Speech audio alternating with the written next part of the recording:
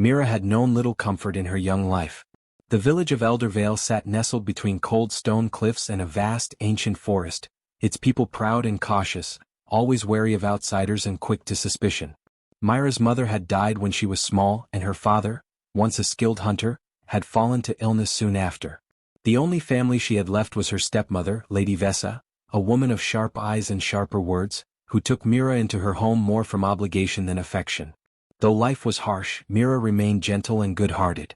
She helped the village healers gather herbs in the forest's edge and tended to the sick when others shunned them. Her voice, soft and kind, was known in every cottage, often heard singing while she worked. Many villagers admired her patience. Some whispered that her goodness reminded them too much of her mother, who had once been beloved by many, including Lord Ronan, the powerful noble who ruled over the land. That old affection, though unspoken now, festered in Lady Vessa's heart. She had envied Mira's mother in life and feared her memory still. Worse, the Lord's gaze sometimes lingered too long on Mira at market, a fact not lost on Vessa. She would return home seething, her cruelty toward the girl growing in small, constant ways. A slap here, cold meals, bitter words. Mira bore it with quiet endurance. She had no wish to cause trouble or shame her family further. Her place was at the edges of the village, where the humble and voiceless lived. If the Lord noticed her, she paid no mind. She would rather sing to the birds and tend the wildflowers than become the cause of more jealousy. But the shadows of envy had long fingers. One autumn morning, as the first chill crept into the air, news spread of a theft from the Lord's manor, an ancient talisman of great value, a gift from the high court. The manor guards were in an uproar, searching the homes of merchants and travelers alike. Whispers flew, the Lord's wrath would fall on someone. That same day, Lady Vessa summoned Mira to the house. Her expression was pale, trembling beneath false concern. "You went to the market this morning," Vessa said, voice high and thin. "You must tell me, did you see anyone strange?" Mira shook her head. She had seen only the usual faces, nothing out of place. But Vessa's lips curled into a cold smile. "Strange then that a witness says otherwise. They saw you near the manor gardens, alone when no one should be there." Mira's heart clenched. "That's not true," she tried to say, but Vessa cut her off. "Silence, foolish girl. You would bring ruin upon us all." Her voice dropped to a low hiss. "Perhaps it was you. Tempted by greed. By the Lord's kindness." Mira's breath caught. "I would never." But the words did not matter. Vessa's plan had already been set in motion. That afternoon, guards arrived at the door. With them stood Elric, the steward of the manor, a thin, humorless man long in Vessa's favor. His eyes slid over Mira with thinly veiled disdain. "This is the girl," Elric said to the guards. "Bring her to the Lord." Mira protested, begged her stepmother to speak for her. But Vessa only wrung her hands and whispered, "You should have been more careful." The guards bound Mira's wrists, dragging her through the streets. The villagers looked on in shock. Some whispered her name, others turned away. No one dared speak against the Lord's men. She was taken to the great hall, where Lord Ronan sat in judgment. He was a broad-shouldered man with eyes the color of storm clouds, his face stern but marked with the weariness of long rule. At his side stood Elric and a gathering of advisers, their faces grave. When Mira was thrown to her knees before them, she struggled to speak, but fear choked her throat. She looked to the Lord, hoping he might see her innocence, but his gaze was cold and distant. "She was seen near the manor gardens on the night of the theft," Elric intoned. "No other explanation can account for her presence. A poor girl, easy to sway with promises." "That is a lie," Mira cried, voice trembling. "I was not there. I would never steal." But Elric only smirked. "And yet the talisman is gone. Someone must answer." Lord Ronan's eyes narrowed. There was a flicker of something, regret, perhaps, but his voice was iron. "We cannot allow treachery to go unpunished. The court must see justice." Mira's heart pounded. "Please? I am innocent." But the chamber was already filled with the murmurs of judgment. Elric pressed on. "If she cannot speak truth, let her be silenced." A murmur of approval ran through the court. The punishment was old, cruel, to cut out the tongue of a liar so that no more falsehoods could pass their lips. Mira turned to the Lord in desperation. But his face was closed to her, as though duty had sealed it. The sentence was pronounced. Her cries echoed through the hall as she was dragged to the dais. The guards held her fast. A blade gleamed. When it was done, her voice was gone. Pain and blood filled her mouth. The world spun. She was cast out from the hall, discarded as broken. No trial. No mercy.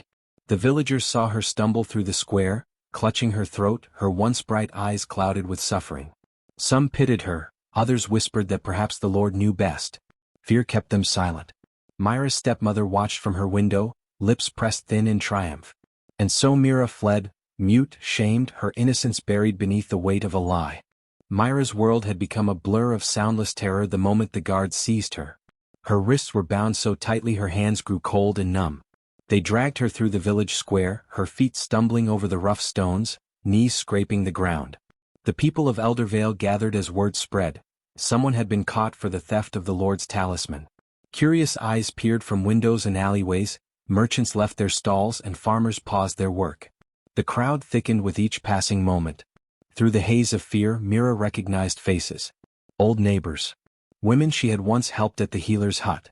Children she had sung to on bright summer mornings. But now their gazes held no warmth. Some whispered her name, others shook their heads. A few even spat on the ground as she passed. "It's her," someone muttered. "I heard she was jealous of Lady Vessa. Maybe she thought stealing would win the Lord's favor." "A thief," another voice added. "And so young. TSK." Mira wanted to scream the truth, to shout her innocence to the heavens, but her voice broke against the lump in her throat. Her stepmother's cruel words echoed in her mind. This was no misunderstanding. Vessa had seen to that. The manor gates loomed ahead, iron and cold. Beyond them, the great hall stood, stone pillars rising high, banners of deep crimson hanging from the rafters. This was the seat of Lord Ronan's rule, the place where justice, or what passed for it, was dispensed. Mira was dragged inside, feet sliding on polished stone. The hall was already filled. Nobles and elders lined the benches, the air thick with perfume and cold judgment. At the far end, upon the raised dais, sat Lord Ronan himself. His features were carved from years of burden, stern, proud, but weary. To his left stood Elric, the steward, his thin lips curled in a mocking smile. And just beyond him, in a place reserved for honored guests, stood Lady Vessa, her gown immaculate, her eyes glittering with satisfaction. Myra's legs buckled as they thrust her forward. She landed hard on her knees before the dais. The guards forced her head up, making sure her tear-streaked face was visible to all. "Elric," the Lord began, voice deep and resonant. "You bring this girl before us. Speak your case." Elric's voice rang through the hall. "My lord, this one was seen skulking near the manor gardens the night the talisman vanished. She is of poor stock with no ties of loyalty to the court. Her means are few, her motives clear." Mira found her voice trembling but fierce. "I was not there. I swear on my mother's grave I would never." A sharp blow from the guard silenced her.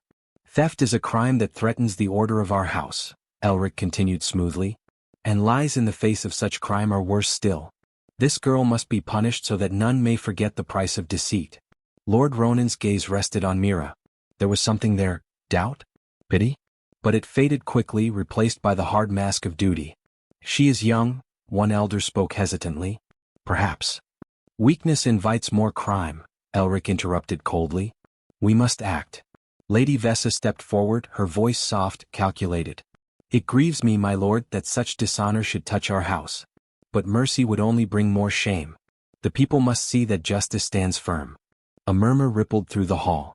The gathered nobles nodded, eager for resolution, for blood to cleanse the scandal. Myra's breath came in short gasps. "Please, my lord.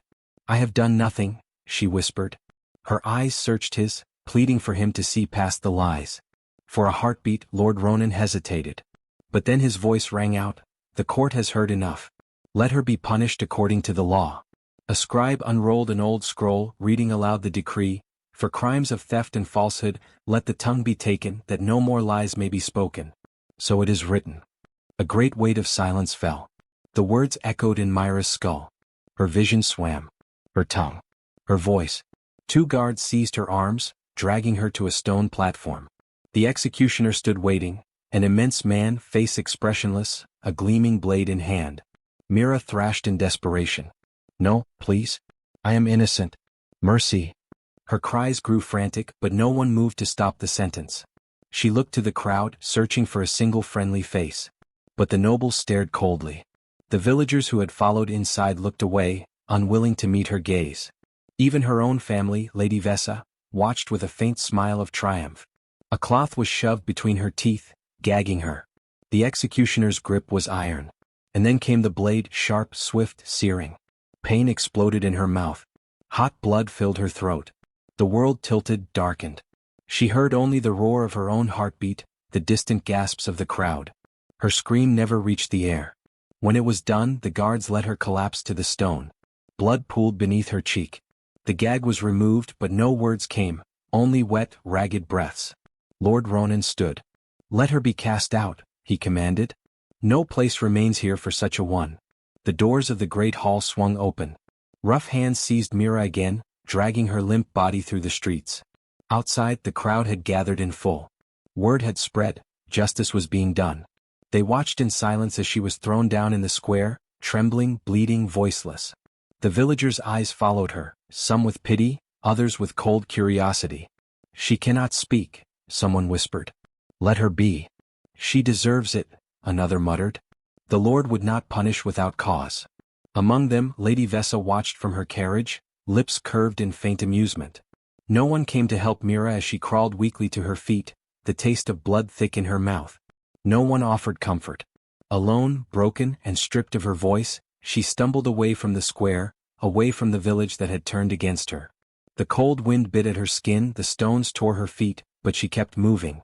The forest loomed ahead, dark and endless. And so, with no more words to give, Mira disappeared into the wilds, her cries lost to the silence. The cold wind carried Myra's ragged breath as she staggered beyond the edge of Elder Vale. Her limbs trembled beneath her weight, her mouth thick with blood and bitter salt.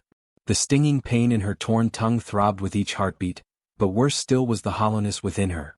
Her voice, the one thing that had been wholly hers, was gone. The towering pines and twisted oaks of the old forest loomed ahead, their ancient branches casting long clawed shadows beneath the fading light. Few from the village dared to tread beyond the outer trails. The forest was a place of old magic and older fears, a land of whispers where things unseen watched from beneath root and leaf. But Mira had nowhere else to go. The village had cast her out, her home was no longer hers. The faces that once smiled politely had turned away, their silence louder than any accusation. The jeers, the whispered scorn, it rang through her mind even now. Thick brambles tore at her arms as she stumbled deeper. Bare feet cut on sharp stones. Her simple dress, already stained from the trial, now caught on thorn and twig. Each step sent sharp shocks of pain through her, yet she pressed on, driven by grief, shame, and the instinct to flee as far from her tormentors as her broken body would allow. When darkness finally fell, the cold crept into her bones. Weak with blood loss, Mira sank beneath a crooked elm whose roots twisted above the earth like frozen serpents. She curled into herself, shivering. The forest seemed to breathe around her. Leaves rustled without wind, unseen creatures scurried nearby. Somewhere deeper in the woods, an owl hooted, a low, echoing call that felt less like a hunter's cry and more like a question. Sleep came in waves, broken by the sharp ache of her wound and the dull throb of despair. When her eyes closed, fevered dreams took her, images tangled in sorrow and longing. She saw herself standing in the village square, tongue whole, voice lifted in song.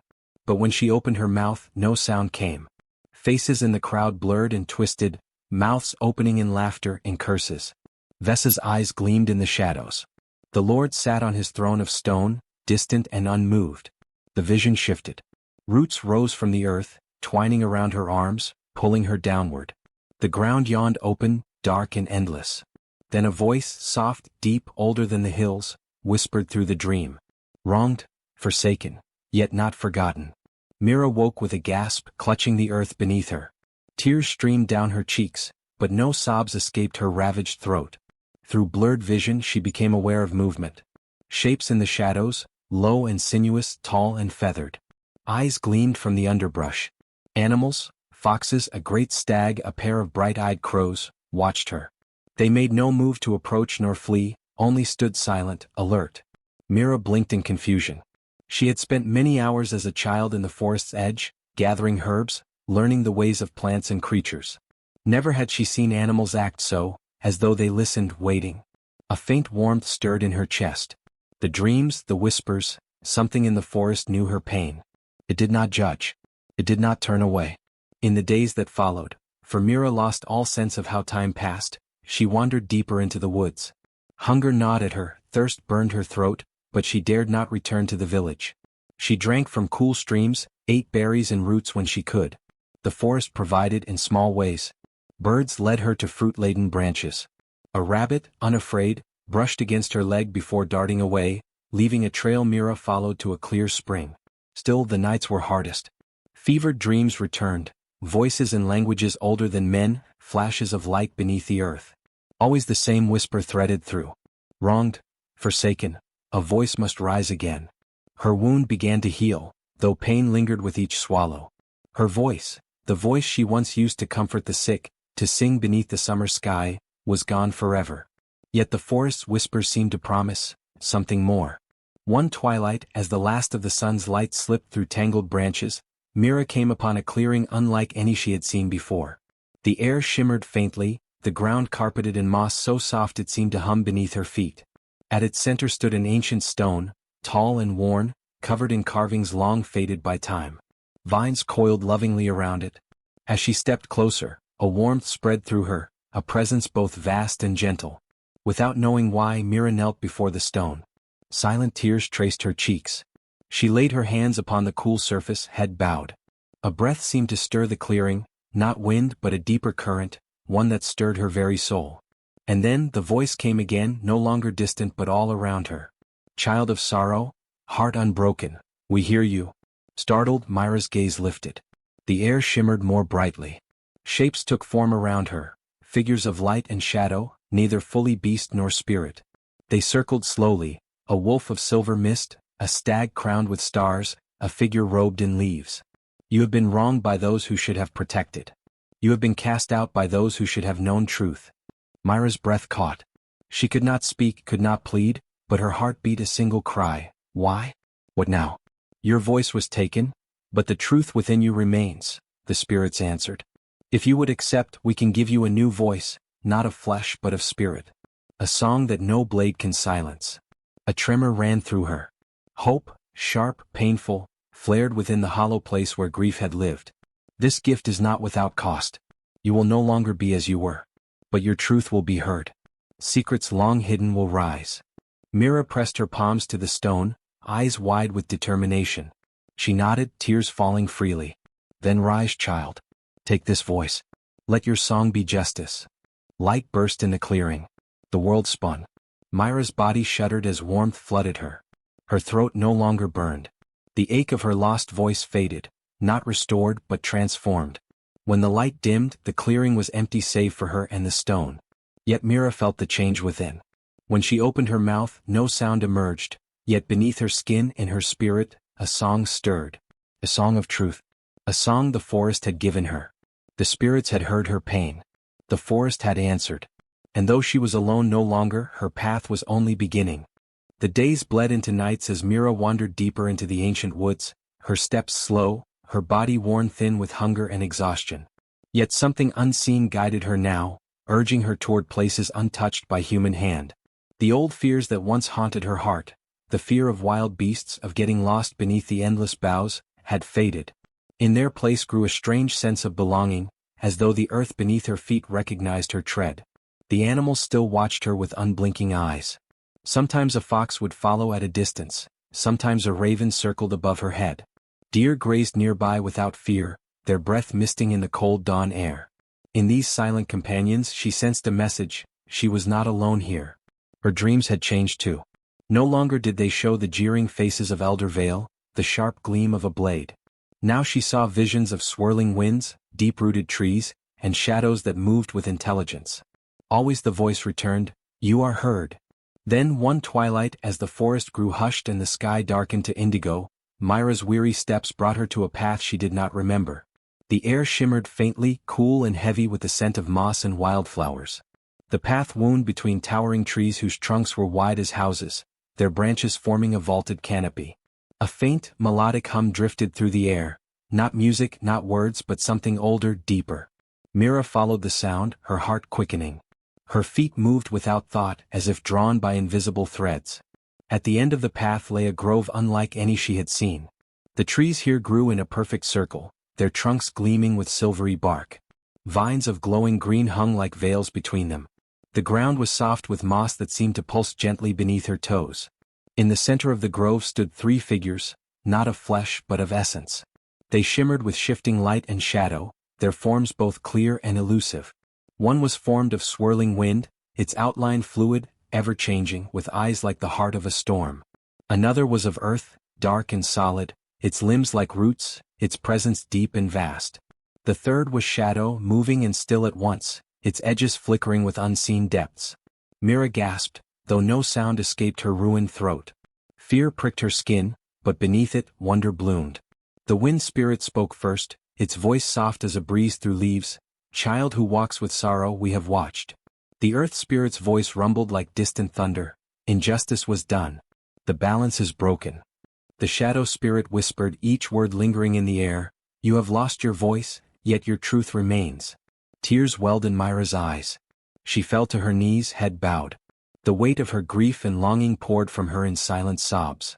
She had no voice to beg, no words to ask, but her heart cried out. The spirits moved closer. Their presence was neither warm nor cold, but vast, ancient, a force that had shaped the forest long before Eldervale had risen from stone. "You are not forgotten," the wind spirit murmured. "A voice can be taken," the earth spirit intoned, "but not truth." "Do you wish to speak again?" asked the shadow, its voice low and compelling. "To make heard what was silenced?" Mira looked up, her gaze fierce through her tears. She nodded once, her resolve clear. The spirits regarded her, as if weighing something unseen. "What we offer," the earth spirit said, "is not without cost. You will not be as you were. Your tongue is gone. Your mortal voice will not return," the wind spirit added. "But we can give you a voice of the spirit, a song born of truth and pain. One that no blade can sever, no lie can bury." Myra's breath trembled. 1,000 memories rushed through her songs, her laughter, the soft lullabies sung to comfort others. Her voice had been her joy, her gift. Now it was gone, stolen by cruelty. Yet something deeper stirred within her.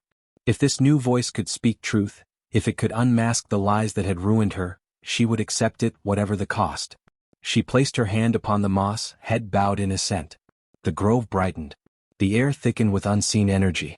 The spirits rose above her, their forms weaving together, their voices joined in an ancient chant that resonated through the earth. Myra's body shuddered as the energy passed through her. Warmth surged in her chest, her throat, her mind.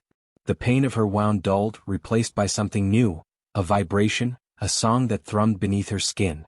It was not sound, not words, but a melody of spirit, a force that resonated with the truths she carried within her heart. When the light faded, Mira gasped. No sound emerged, but she felt the song within her, ready to rise when called.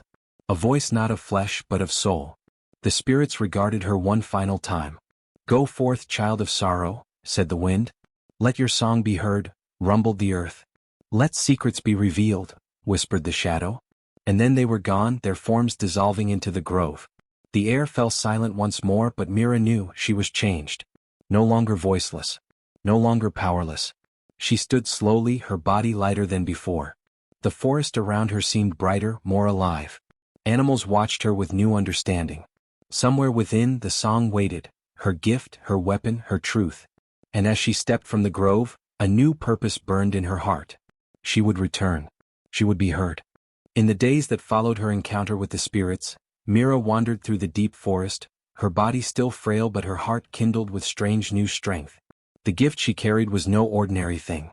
She could feel it within her chest, a resonance, a pulse that responded to her thoughts and emotions. Though her tongue remained severed and her mouth could form no words, a deeper voice had awakened inside her. It was not sound but a song of spirit, one that shimmered at the edge of hearing. The first time she felt it stir, she was kneeling beside a brook, her hands cupping cool water to her parched lips. A memory of her old life had risen in her mind. Her stepmother's cold smile, the jeering voices in the hall, the sharp, final agony of the blade. Anger surged, mingling with grief. Without thought, her breath hitched, her body tensed, and the air around her seemed to hum. The surface of the water rippled though no wind touched it. The leaves above trembled. The song inside her trembled too, as though wanting release. Startled, Mira pressed her hands to her chest, heart racing.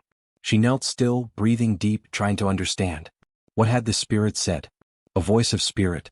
A song of truth. But how was she to wield it? That night, beneath a silvered moon, she sat cross-legged among the roots of an ancient tree. She closed her eyes, her mind reaching inward to the new wellspring within her. Slowly, carefully, she let her sorrow and longing rise, shaping it with intent, not for herself but to reach outward. A low vibration answered, a faint, wordless melody that thrummed through her bones. Her lips did not move, yet the air around her seemed to quiver. A gentle note drifted through the forest clearing, soft as mist. Nearby, a pair of watching crows ruffled their feathers. One cocked its head, as though hearing something beyond the normal sounds of night. The other gave a low, questioning caw, then fell silent, eyes gleaming. Myra's breath caught in wonder. The song was real. The spirits had spoken true. Over the next days she began to practice. At first, her control was clumsy, the melody would waver or fade when her concentration slipped. But as she learned to calm her thoughts, to draw on her deepest truths, the song grew clearer. It flowed not from her throat, but from her very being, shaped by emotion and will. She tested it first on the small creatures of the forest. When deer wandered close, she let the song rise, a soft pulse of gentleness and calm. They would pause, ears flicking, and draw nearer instead of fleeing. A curious fox crept from the underbrush, nose twitching as if catching a scent carried on the melody. Even the crows returned, watching her with uncanny understanding. But it was when she encountered her first traveler that the true power of the gift revealed itself. It was late afternoon, the forest dappled with gold and shadow. Mira heard voices ahead, angry, sharp-edged. Cautiously, she crept through the undergrowth and glimpsed two men, a hunter and a woodsman, arguing beside a felled tree. One accused the other of stealing a prized catch, the other denied it bitterly. Their harsh words echoed through the trees, growing louder, fists clenched, blades at hips. Mira felt a chill of unease. Their anger was dangerous raw. Without thinking, she reached inward, summoning the song, not with words but with the truth she sensed in their hearts. Fear, pride, guilt, longing for peace. The melody rose, soft and eerie, weaving through the clearing. The men froze mid-argument, eyes wide. The song brushed against their minds, revealing what lay beneath their rage. The hunter staggered back, face paling. I did not mean to take it, he whispered, voice trembling. I was desperate. My child is ill. The woodsman's brow furrowed. His anger ebbed. You should have told me. The song faded, its purpose done. Mira knelt behind the ferns, heart pounding. They had heard, not her but the truth the song had carried. Their quarrel eased, blades left untouched. The two men parted in uneasy silence, the tension broken. Mira exhaled slowly. The gift was real. More than that, it could reveal what words could not. Lies withered beneath it. Secrets surfaced. And those who heard it could not deny what was shown to them. But the song was not without cost. Each time she used it, Mira felt a draining pull, as though it drew upon the depths of her spirit. If she forced it too strongly, dizziness clouded her vision, her limbs grew heavy. She learned to use it sparingly, with care. The gift was a blade of light, powerful but dangerous to wield without wisdom. She continued to test and hone it. When lost travelers blundered through the woods, she watched from hiding, letting the song guide them toward safety. When poachers crept in, hunting what should not be hunted, she sent a sharp, piercing melody that turned their steps away. Word began to spread in hushed tones among those who ventured near the deep woods. Some spoke of a haunting song that led the lost to safety. Others whispered of a voice that revealed guilt and made liars tremble. The old tales of forest spirits stirred anew. Yet Mira remained hidden, her resolve deepening with each passing day. The village of Eldervale still thrived beyond the forest's edge, unchanged, unrepentant. Her stepmother still walked free. The Lord's judgment still stood, her innocence unacknowledged. But now she possessed a power no blade could take, no lie could smother. And when the time came, her song would be heard in Eldervale. Their secrets would not remain buried. Summer had given way to early autumn when Mira finally turned her steps back toward the village. The deep woods had taught her much, not only about her gift but about herself. No longer the trembling girl who had fled in blood and shame, she moved now with a quiet certainty, her heart burning with purpose. Though her tongue would never heal, her voice, her true voice, had grown into something greater than mere sound. It was a song of spirit, woven from truth and sorrow, and it pulsed within her like a living thing. The forest cloaked her in its magic. The air about her shimmered faintly, her steps nearly soundless on the moss and stone. The animals who had once watched her from the shadows now followed her openly, foxes with bright, clever eyes, a sleek black stag whose antlers gleamed in the dusk, crows that wheeled overhead, their dark wings cutting through the sky. She did not command them, but they came of their own will, drawn to the strange harmony that surrounded her. By the time she reached the edge of Eldervale, the sun had dipped below the horizon, casting the world in the deep indigo of twilight. From her vantage on the wooded slope above the village, Mira gazed down upon the thatched roofs and winding lanes. Smoke curled from chimneys, mingling with the cool evening air. The marketplace was quiet now, but lights glimmered in the great hall, where the lord and his court still ruled. The same faces that had condemned her. The same walls that had echoed with falsehood. She stood for a long moment, steadying her breath, her heart heavy with memory. But there was no room for hesitation. The time had come. Cloaked in her ragged garments, her hair unbound and wild, she descended into the village. The animals followed at a respectful distance, their eyes bright with awareness. Her bare feet touched the well-worn paths of stone and dirt as she slipped silently between cottages. The villagers, preparing for night, did not notice her at first. But soon whispers began to ripple through the streets. A young woman drawing water from the well froze, her eyes widening. A pair of old men looked up from their game of stones and stared, mouths agape. A child, peering out from a doorway, gave a frightened gasp and ran inside. "It cannot be," someone murmured. "She's dead, or lost to the forest. But look at her. She walks as though the forest itself moves with her. And the animals?" Within an hour the entire village buzzed with rumor. Mira, silent Mira, had returned. Pale and changed, with creatures of the wild at her side.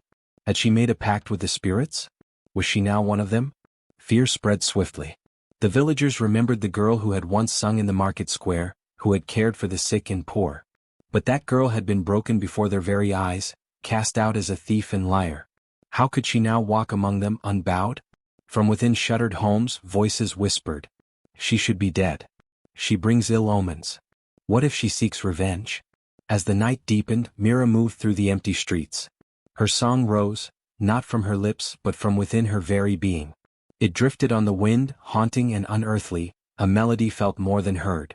It slipped beneath doors and through cracks in stone. It curled around sleeping minds, brushing against guilt and fear. For the innocent, it was a soft echo like a distant memory. But for those whose hands had turned against her, for those who had spoken lies, or stood silent when truth was crushed, the song was sharper, colder. It drew forth their hidden guilt, laying it bare in their hearts. Lady Vessa, seated in her richly adorned chamber, felt a chill run down her spine. Her hands trembled, her wine spilling across fine silks. The melody seeped into her bones, stirring memories she had long sought to bury, the false words she had whispered, the bribes offered, the satisfaction of seeing Mira ruined. Elric, the steward, pacing the manor hall, paused as the song found him. His breath caught. His chest tightened with a dread he could not name. Visions rose, his smug declarations, his role in the sentence passed. The confidence that had once filled him now crumbled beneath a weight of unseen judgment. Even Lord Ronan, alone in his great chamber, felt the melody coil around him. He stood rigid, knuckles white upon the stone sill, staring into the darkened courtyard. Regret, long buried beneath duty and pride, stirred painfully within him. All across the village, the song moved like a living thing, finding those who had wronged her, forcing them to remember. No one could say the words aloud, but in their hearts they knew. Mira had returned and she brought their secrets with her.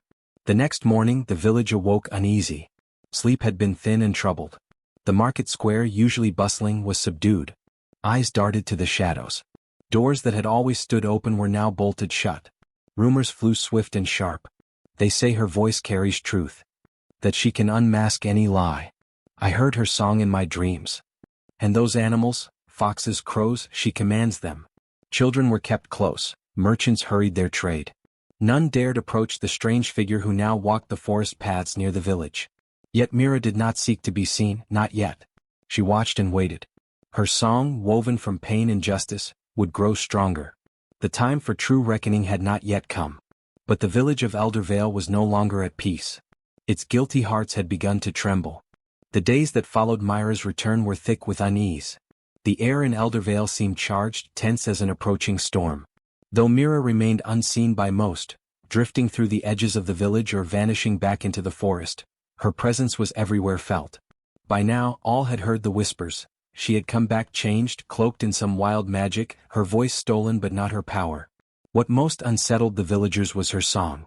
By night, it rose from the shadows, soft and haunting at first, then deeper, stronger, echoing through streets and alleys. No door nor shutter could keep it out. It found its way beneath roof beams and hearthstones, into the deepest corners of houses and the darkest chambers of the mind. And it carried not only sound but visions. Those who had wronged her, who had whispered falsehoods in the great hall, or stood idle while her tongue was taken, began to see things they could not explain. At first it came in dreams, fragments of that day but twisted, the blade gleaming brighter, the crowd's eyes hollow, the air thick with their own guilt. Then waking they heard her song in every creak of wood, every sigh of wind. Their shadows seemed to stretch and twist, mocking them with shapes of the past. Lord Ronan in his great chamber found sleep impossible. Night after night the melody rose, low, mournful, undeniable. He would bolt upright, sweating, haunted by visions of the judgment he had passed. Mira kneeling, blood at her mouth, her silent gaze meeting his.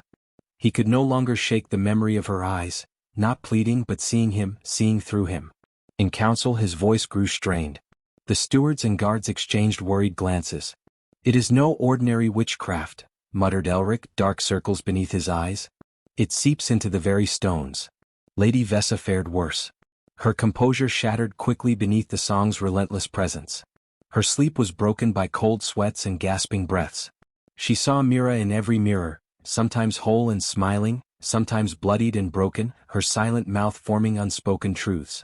By daylight, Vessa clutched talismans and called for priests to ward her home. None could help. The melody slipped through iron and salt alike. And the song did more than haunt. It revealed. One by one old crimes began to surface, secrets long buried beneath the village's polite veneer. At first it was whispered confessions. A merchant, waking from a night of Myra's song, admitted he had once cheated a grieving widow. A guard confessed to taking bribes from smugglers. An elder, pale and shaking, revealed he had falsely accused a neighbor's son years before. The people began to murmur. The song unmasks what we hide. She knows, she sees. She is no longer mortal. Word spread beyond the simple folk. Traders passing through Eldervale carried tales to other villages, of the spirit-haunted girl, the melody that drew truth from men's hearts. Some came to the edge of the woods hoping to glimpse her, to hear the song. Others stayed far away, fearful of what might be revealed. The powerful in the village grew desperate. In secret meetings, Lord Ronan and his council debated ways to silence her. She must be caught, Elric urged. Dragged before the court, bound if need be. She is protected by the forest, an elder replied, voice tight with fear. And those beasts, have you not seen them? The guards dare not pursue her far. Then let us send hunters, said another. Or, darker means. Vessa, trembling and half-mad from sleepless nights, spoke in a hoarse whisper, it will not work. She is beyond reach. The spirits shield her. Indeed, every attempt to trap or follow Mira failed. Those who dared the forest paths found themselves turned about, lost, their torches extinguished by unseen winds. Some returned with tales of strange lights in the trees, of unseen eyes watching.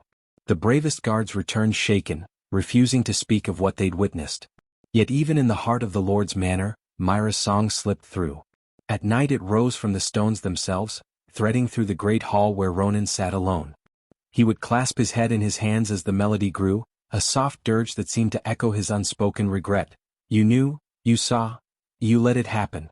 And in the village, the people's whispers grew bolder. If the Lord himself trembles, what hope have we? Perhaps she is justice come to us. Perhaps we were wrong. Among the common folk, some began to light candles at the forest's edge, leaving offerings of bread or herbs, a silent plea for forgiveness or for protection. Children were hushed when they sang old songs of Myra's kindness. Mothers warned them not to speak her name, but curiosity grew. And in the heart of the woods Mira listened. Each night her song gained strength. She had tested its reach, its power, and learned its depths. No longer was it only a cry of sorrow, it had become a force of truth, compelling and undeniable. She could feel the guilt rippling outward, the tremors of fear in those who had condemned her. But her task was not yet complete. The greatest lies remained unspoken, the truest justice yet undone. The time would come soon. And when it did, all of Eldervale would hear. The unease in Eldervale could not last forever without breaking. The powerful knew this. The longer Myra's song haunted the village, the more control slipped through their fingers. Fear had gripped even the loyal guards, even the stewards who once smirked at whispered lies.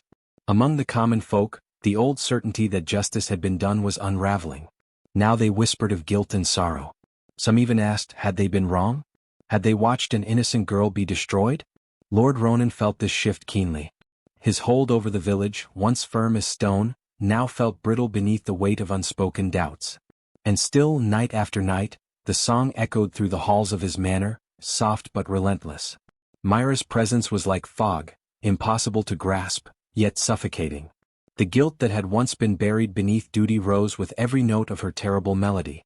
At last, Elric urged bold action.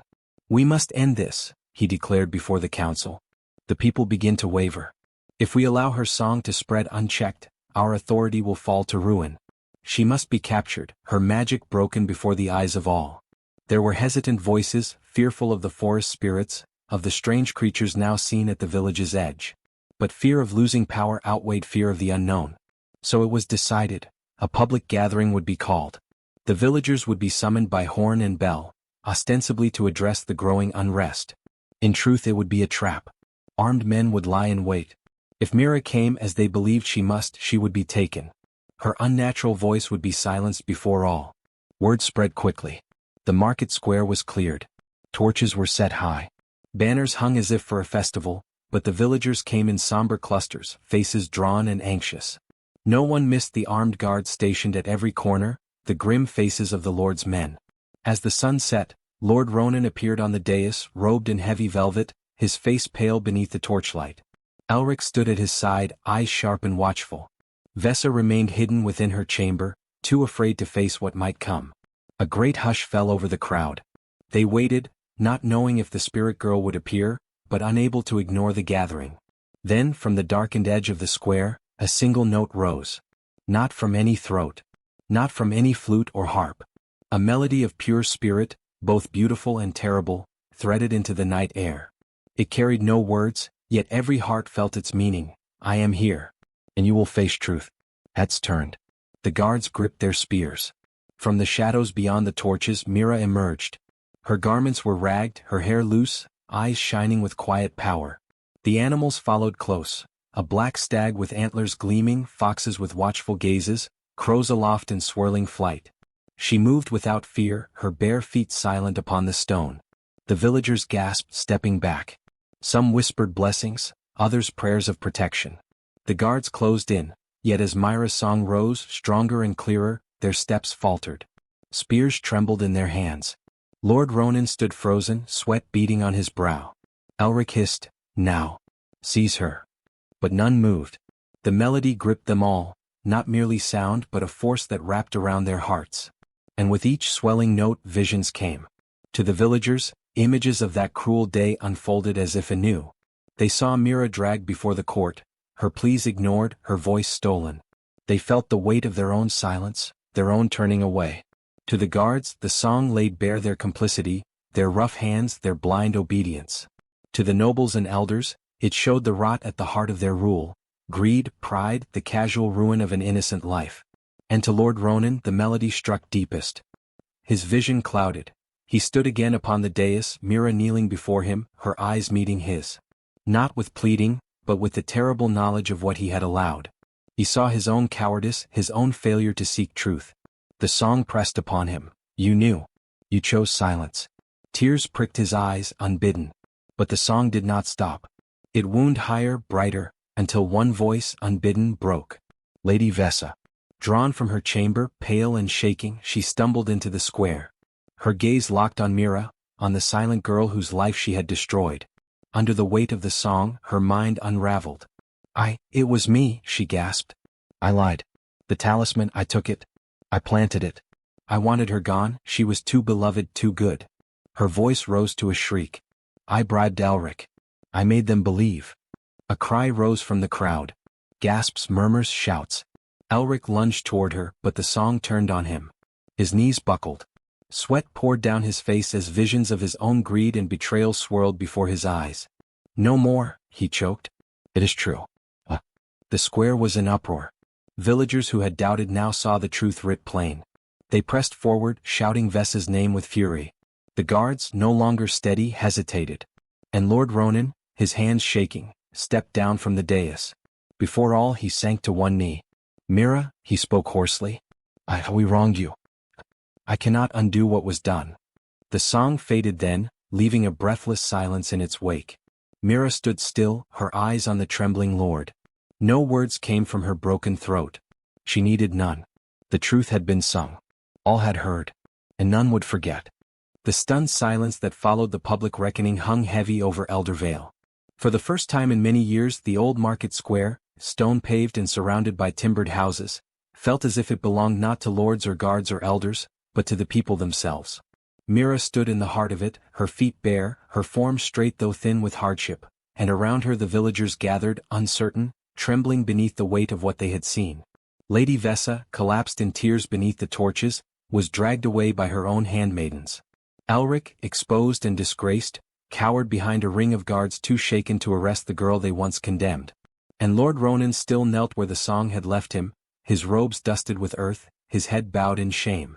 The people, those who had once turned away, who had once believed the lies, now saw the truth as if it were carved into the air.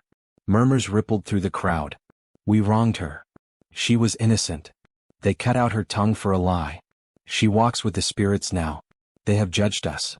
More than a few dropped to their knees, tears on their faces. Some whispered prayers to the forest, others to Mira herself.